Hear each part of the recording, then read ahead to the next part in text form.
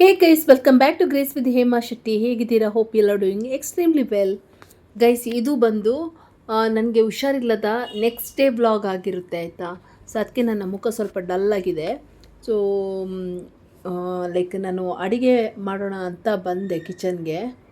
So ಏನು ಮಾಡೋಣ ಅಂತ ಅಂದ್ಕೊಂಡು ಮತ್ತೆ ನಾನು ಟೊಮೆಟೊ ಸಾರು ಮತ್ತು ಆಲೂ ಕರಿ ಮಾಡೋಣ ಅಂತ. ಸೊ ಅದಕ್ಕೆ ಎಲ್ಲ ವೆಜಿಟೇಬಲ್ಸ್ ಎಲ್ಲ ಕಟ್ ಮಾಡಿ ಇಟ್ಟಿದ್ದೆ. ಸಿಂಪಲಾಗಿ ಏನಾದರೂ ಒಂದು ಮಾಡೋಣ ಊಟಕ್ಕೆ ಅಂತ. ನಮ್ಮ ಮನೆಯಲ್ಲಿ ಬಾಯ್ಲ್ಡ್ ರೈಸ್ ಬೇರೆ ಖಾಲಿಯಾಗಿತ್ತು. ಸೊ ಹಾಗಾಗಿ ನಾನು ವೈಟ್ ರೈಸ್ ಮಾಡೋದಲ್ವಾ. ಸೊ ಹೇಗಿದ್ದರೂ ವೈಟ್ ರೈಸಿಗೆ ಟೊಮೆಟೊ ಸಾರು ಸೂಪರ್ ಕಾಂಬಿನೇಷನ್ ಅಂದ್ಕೊಂಡು ಟೊಮೆಟೊ ಸಾರು ಮತ್ತು ಆಲೂ ಪಲ್ಯ ಮಾಡೋಣ ಅಂತ, ಮತ್ತು ವೈಟ್ ರೈಸ್ ಮಾಡೋಣ ಅಂತ ಮಾಡಿದೆ. ಸೊ ಇನ್ ಡೀಟೇಲಾಗಿ ನಾನು ನಿಮಗೆ ಕರ್ರಿ ರೆಸಿಪಿ ಎಲ್ಲ ತೋರಿಸಿಲ್ಲ, ಯಾಕಂದರೆ ಅಷ್ಟು ಪೇಷನ್ಸ್ ಇರಲಿಲ್ಲ ನನಗೆ ಅಡುಗೆ ಮಾಡಿ ಮುಗಿಸುವಷ್ಟೊತ್ತಿಗೆ ಸುಸ್ತಾಗ್ತಾಯಿತ್ತು, ಸಾಕಾಗ್ತಾಯಿತ್ತು. ಯಾಕಂದರೆ ಒಂದು ಸಲ ಜ್ವರ ಬಂದರೆ ನಿಮ್ಗೆ ಗೊತ್ತಲ್ಲ, ಅದು ಒಂದು ಆಲ್ಮೋಸ್ಟ್ 1 to 2 ವೀಕ್ಸ್ ಕ್ಯೂರ್ ಆಗೋಕ್ಕೆ ಟೈಮ್ ತಗೊಳುತ್ತೆ, ಕಂಪ್ಲೀಟ್ ರಿಕವರ್ ಆಗೋಕ್ಕೆ. ಸೊ ಹಾಗಾಗಿ ನಾನು ಒನ್ ವೀಕಲ್ಲಿ ಹುಷಾರಿಲ್ಲದೆ ಬಿದ್ದಾಗ 2 ಸಲ ಅಡುಗೆ ಮಾಡಿದ್ದು ಸರಿಯಾಗಿ. ಸೊ ಹಾಗೆ ವೈಟ್ ರೈಸ್ ನಾನು ಯೂಶ್ವಲಿ ನನಗೆ ಇಷ್ಟನೇ ಅಲ್ಲ. ಸೊ ಬಾಯ್ಲ್ಡ್ ರೈಸ್ ಖಾಲಿ ಆದ ಕಾರಣ ನನಗೆ ಹೋಗೋಕ್ಕೆ ಟೈಮ್ ಇರಲಿಲ್ಲ ಅಂತ ನಾನು ವೈಟ್ ರೈಸ್ ಮಾಡಿದ್ದೆ, ವಿದೌಟ್ ಎನಿ ಆಪ್ಷನ್ ಅಂತ, ದೇರ್ ಇಸ್ ನೋ ಆಪ್ಷನ್ ಅಂತ.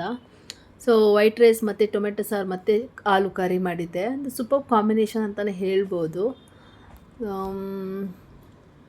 ಸೊ ಲೈಕ್ ಲೀವಲ್ಲಿ ಬೇರೆ ಇದ್ದೆ ಅಲ್ಲ, ಸೊ ಹಾಗಾಗಿ ಮತ್ತು ಬಾಯಿ ರುಚಿ ಬೇರೆ ಇರಲ್ವಲ್ಲ ಹುಷಾರಿಲ್ಲದಾಗ, ಹಾಗಾಗಿ ಇದನ್ನು ನಾನು ಮಾಡಿದೆ. ಹಾಗೆ ಅಡುಗೆ ಎಲ್ಲ ಮಾಡಿ ರೆಡಿಯಾಗಿ ಬಟ್ಲಿಗೆ ಸರ್ವ್ ಮಾಡಿ, ಅಂದರೆ ಪ್ಲೇಟಿಗೆ ಸರ್ವ್ ಮಾಡಿ ಊಟ ಹಾಕಿ ಊಟ ಮಾಡೋಕ್ಕೆ ಸ್ಟಾರ್ಟ್ ಮಾಡಿದೆ. ಹೇಗಿತ್ತು ಅಂತ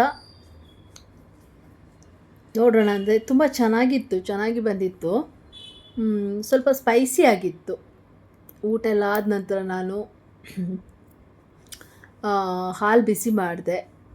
ಸೊ ಸ್ವಲ್ಪ ರೆಸ್ಟ್ ಎಲ್ಲ ಮಾಡಿ ಆದ ನಂತರ ಹಾಲು ಬಿಸಿ ಮಾಡಿ, ಸ್ವಲ್ಪ ಪಾತ್ರೆ ಇತ್ತು ನಡುವೆ ಕ್ಲೀನ್ ಮಾಡೋಕ್ಕೆ, ಸ್ವಲ್ಪ ಪಾತ್ರೆ ಎಲ್ಲ ಕ್ಲೀನ್ ಮಾಡಿದೆ ನಡುವೆ. ಅದಾದ ನಂತರ ಹಾಲು ಬಿಸಿ ಮಾಡಿ ಕಾಫಿ ಮಾಡೋಣ ಅಂತ.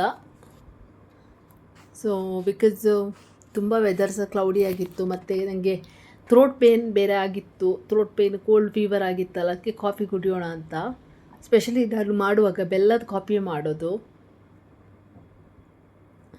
ಸೊ ಸಂಜೆ ಹೊತ್ತಲ್ಲಿ ಒಂದು ಕಾಫಿ ಇದ್ದರೆ ಒಂಥರ ಚೆನ್ನಾಗಿರುತ್ತೆ, ರಿಫ್ರೆಶ್ಮೆಂಟ್ ಥರ.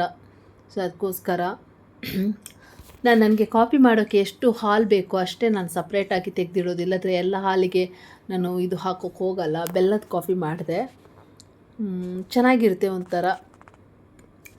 ಸೊ ಕಾಫಿ ಎಲ್ಲ ಮಾಡಿ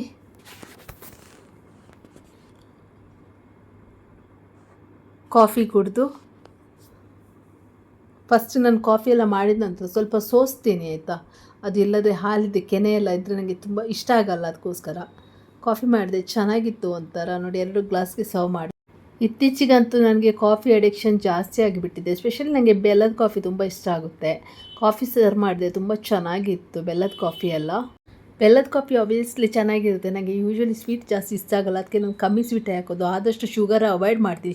ಶುಗರ್ ಅವಾಯ್ಡ್ ಮಾಡಿ, it's not good for health.